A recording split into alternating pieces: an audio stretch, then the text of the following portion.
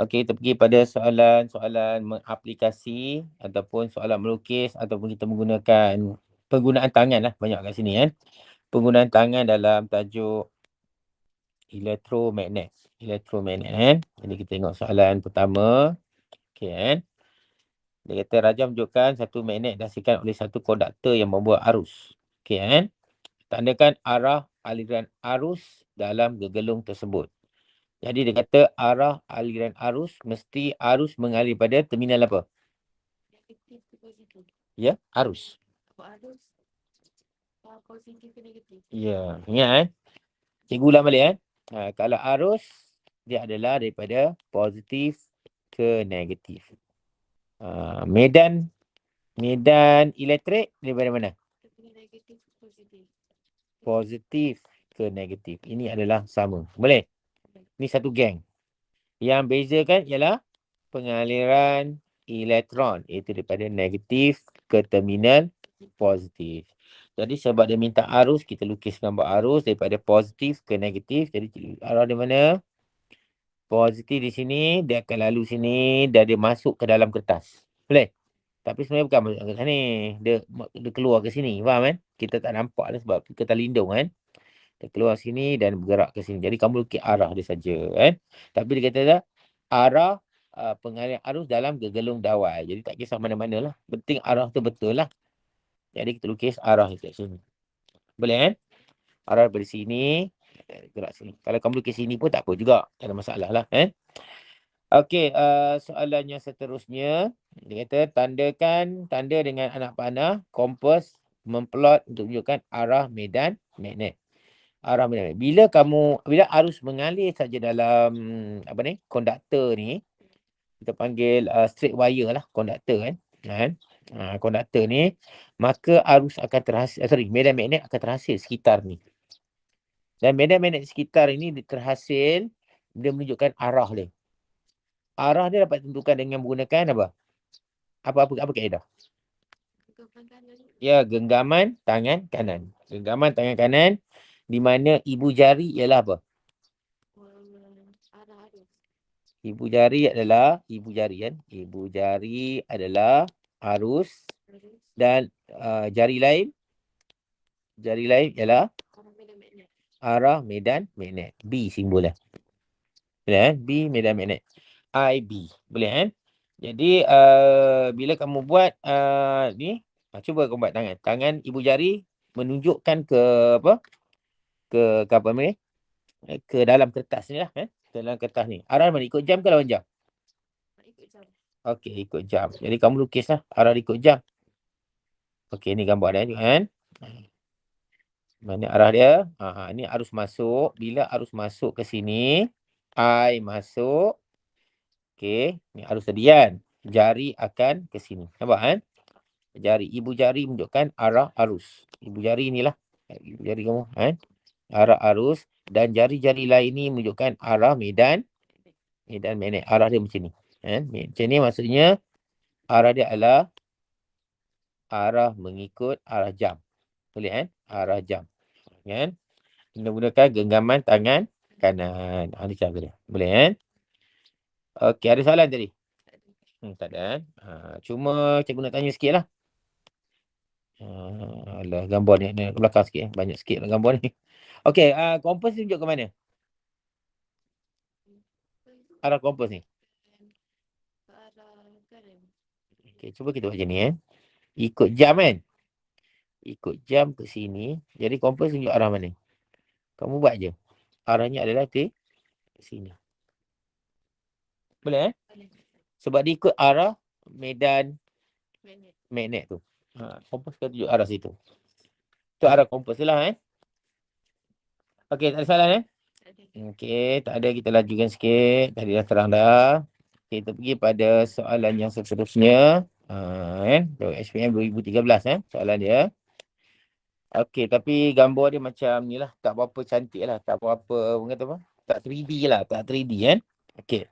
Okey, tengok soalan dia. Raja menunjukkan arah jarum kompas dengan switch dimatikan. Switch matikan dalam keadaan ni lah. Okey, bila switch ni dihidupkan, maka arus akan mengalir lah. Betul tak? Arus akan mengalir pada positif Negatif. ke negatif. Arus mengalir. Okey. Soalan dia apabila Swiss dihidupkan. Hidupkan kan. Tunjukkan dengan anak panah arus dan litar. Macam soalan tadi juga. Jadi kamu lukislah arus mengalir. Mesti arus mengalir pada terminal positif ke negatif. Jadi arus akan mengalir macam ni lah. Okey tak? Macam ni. Macam ni. Apabila Swiss ditutup lah dia buat tangan kanan lah. Dia kata lukis corak medan magnet terhasil tersebut. Lukis macam ni lah gambar dia. Kita gunakan genggaman tangan kanan. Arus keluar ke arus masuk ni? Arus masuk. Lihat gambar ni. Arus masuk. Keluar. Arus, nak tahu arus masuk keluar ni, mata kamu letak di sini. Kita tengok dekat kertas. Kita tengok atas kertas tu kan. Kita tengok atas kertas tu, kita dapati ibu jari tu nak cucuk mata kamu. Maksudnya keluar daripada kertas. Keluar kertas kan. Tu maksud dia.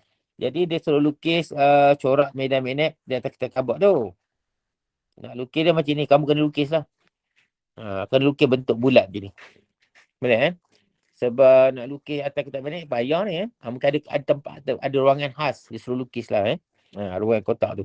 Jadi kamu lukis bentuk dia lah bulat. Macam ni. Boleh Okey, tunjukkan dengan menunjukkan anak panah arah jarum kompas. Arah kompas, cuba tengok arah kompas. Ni kompas ni lah, kompas T ni. Arah dia ke atas sebab arah medan magnet ikut arah jam, kan? Tengok dia buat B.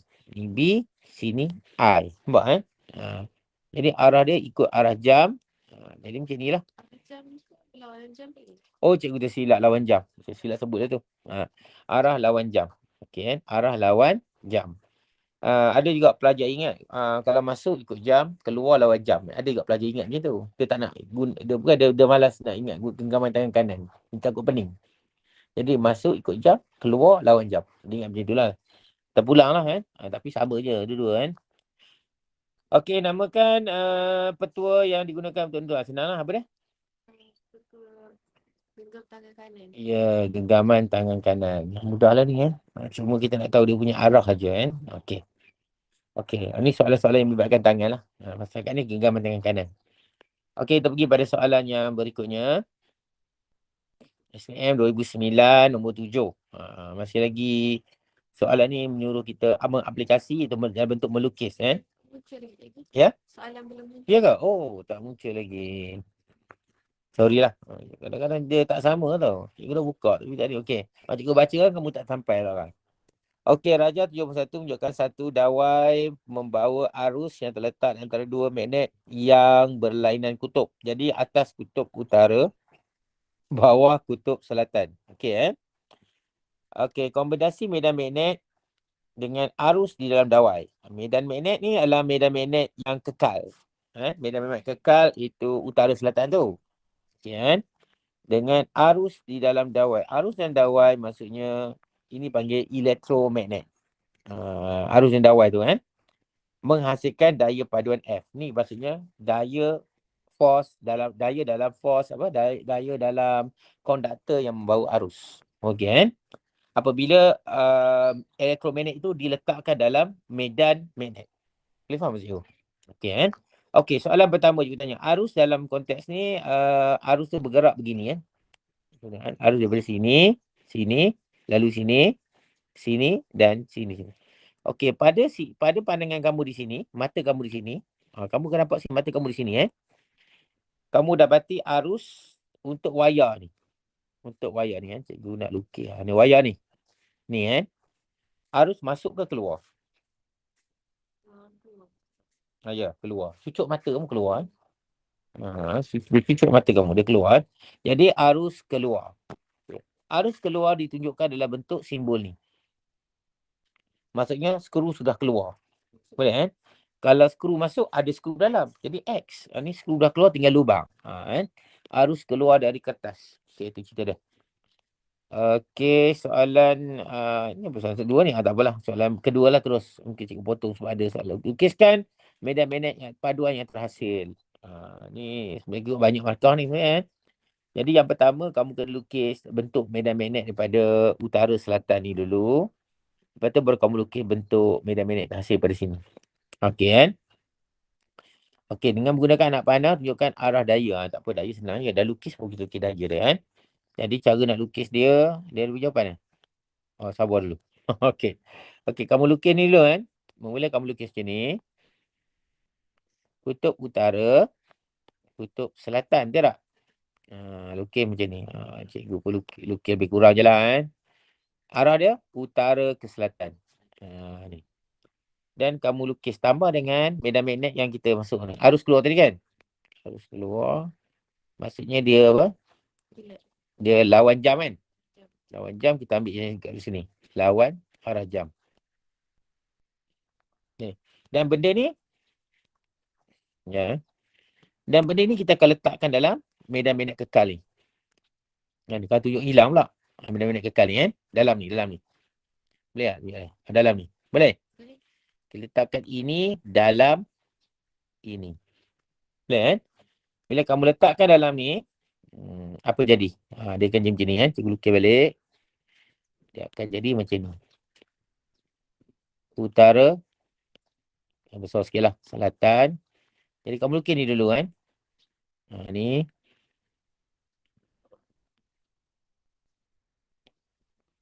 Okey, jadi utara selatan dekat sini. Bila utara ke selatan, kamu dapati di sebelah kanan. Mana sama arah? Belah kanan ke sebelah kiri? Makanan. Belah kanan kan? Belah kanan sama arah. Kanan maksudnya di sini lah. Sini, kanan. Salah. Sebab arah dia utara selatan. Sini lah. Faham? Jadi bila di sini sama arah dengan medan magnet ni kan? Jadi dia akan lebih ketupatan sebelah kiri. Boleh?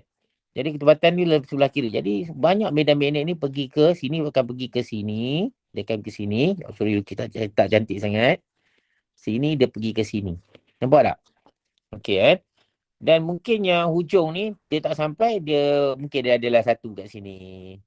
Boleh faham? Tulis. Tuh, benar lukisan kali ni. Cikgu sikit lah. Dia macam tu. Boleh? Jadi ketubatan magnet tinggi di mana? Belah kiri ke belah kanan? Belah kiri. Jadi kita kata B tinggi di sebelah kiri. Di sebelah kanan B dia rendah. Apa jadi bila kekuatan medan magnet tu ada apa? Ada kekuatan medan magnet tinggi, ada kekuatan medan magnet rendah. Apa jadi? Arus. Tak ada, arus ada.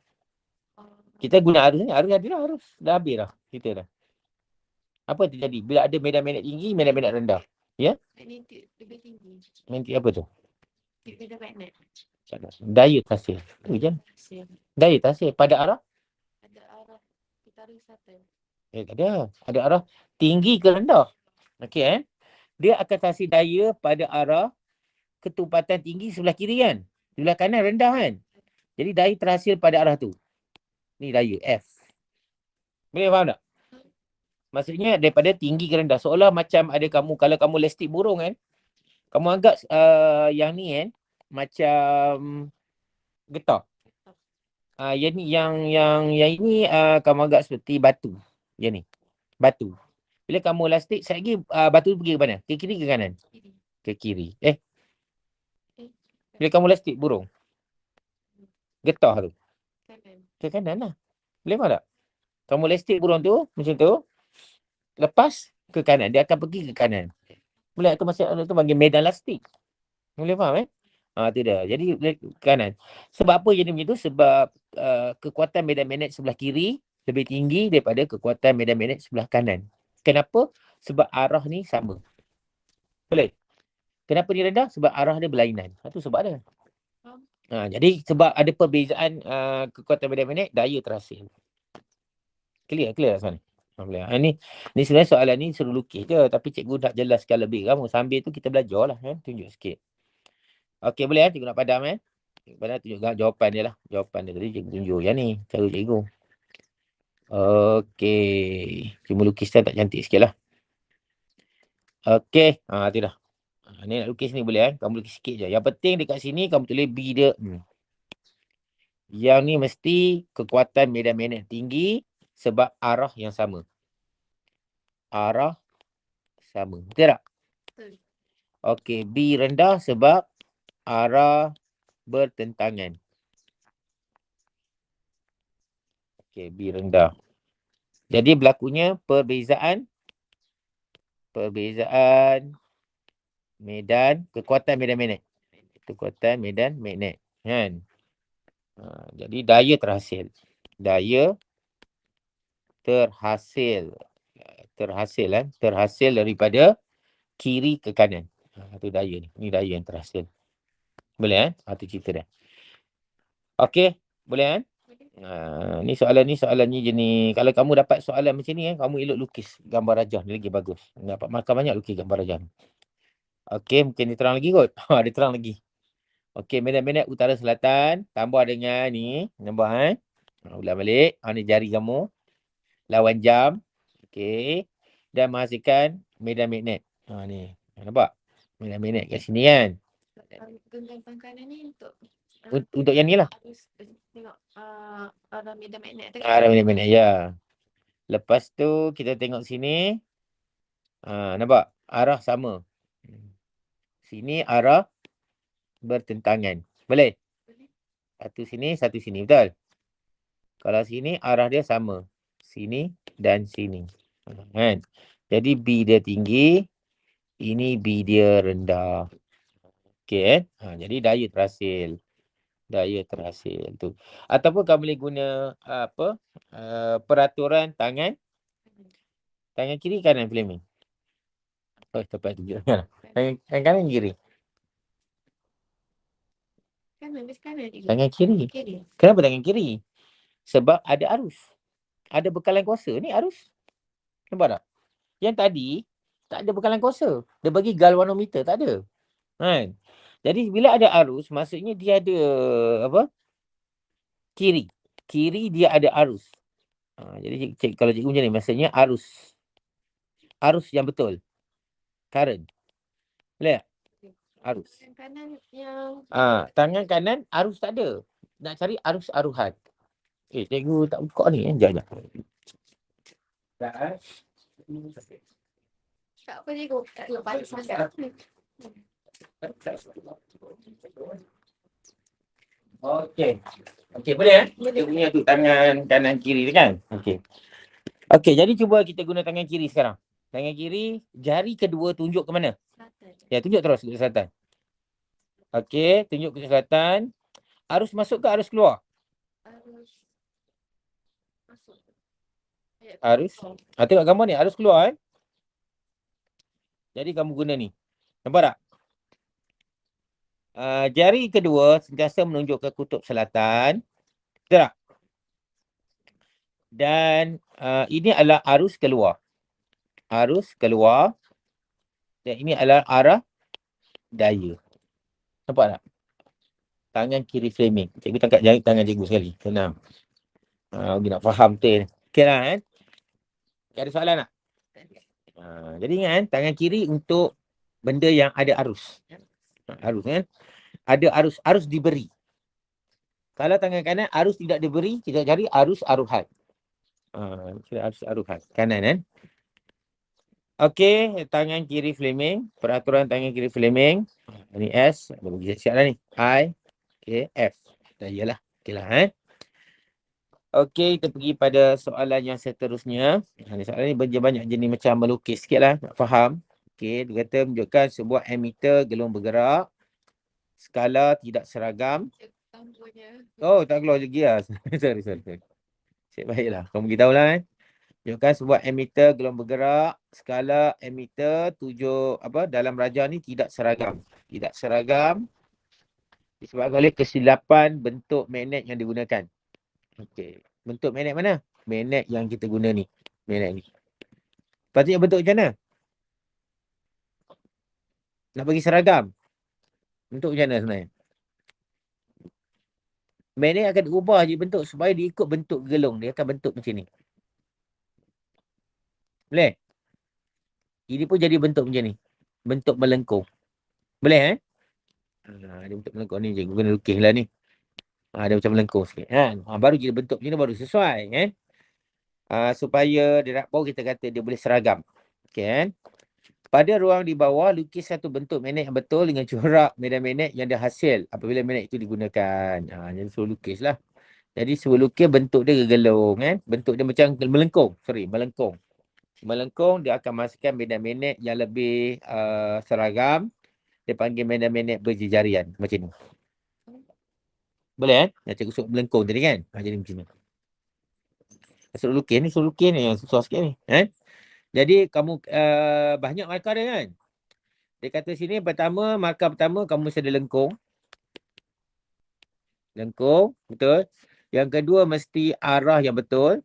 Arah yang betul. Dan lagi satu dia lebih macam berpusat. Berpusat. Berpusat.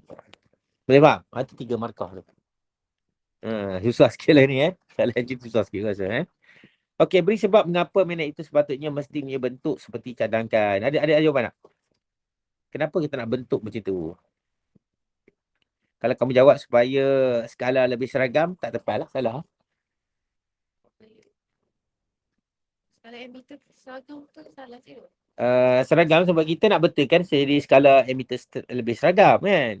Tapi dalam soalan ni, dia minta kenapa nak bentuk macam ni.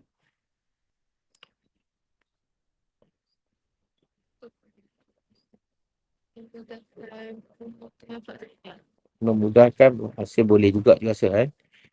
Sebenarnya dapat menumpukan. Kamu ingat tak yang ni? Bentuk ni bentuk kanta. Kalau kanta kita panggil apa? Cermin apa? Cermin cekung. Cermin cekung ni dia apa? Menumpukan macam apa? Cermin cekung. Menumpu. Jadi jawapannya boleh menumpu kan. Menumpukan medan magnet. Ataupun menghasilkan medan magnet yang lebih kuat di kawasan tengah. Okay, tadi kamu jawab tadi yang mula tadi? Kamu jawab tadi apa? Yang emitter. Yang cikgu cakap betul tadi apa? Sebelum emitter dah. Cikgu rasa okey boleh juga tu. Boleh. Cikgu lupa dah. Tak ingat dah. Tak ingat tak apalah. Tadi cikgu dah ingat macam boleh juga tu kan. Cikgu lupa lah apa yang kamu cakap tadi tu. Okey boleh teruskan. Okey, nampak gayanya dah habis untuk kita punya ni lah. Gambar melukis lah. Untuk soalan SPM lah Kita start je